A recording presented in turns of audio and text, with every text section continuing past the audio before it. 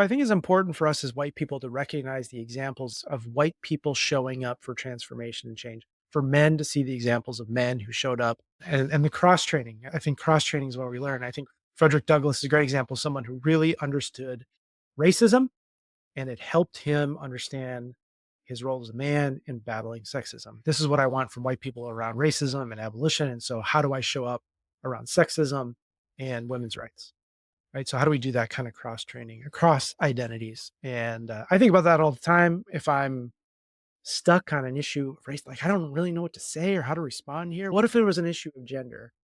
Oh, I'm very clear about that. I've learned that lesson. And it's never the same, but it's often similar.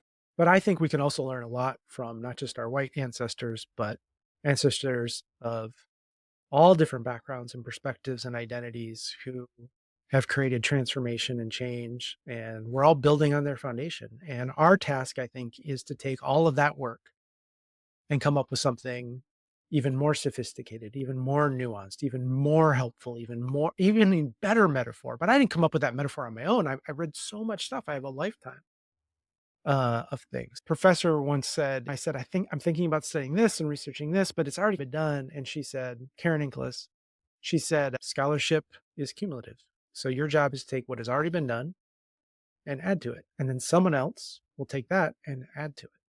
And I just love being a part of that lineage. I hope that my grandkids look back and go, how basic was our grandfather? Like he thought blah, blah, blah, because they'll be so much more sophisticated and have so much a better understanding because of the things that I've contributed to and so many other people in the world.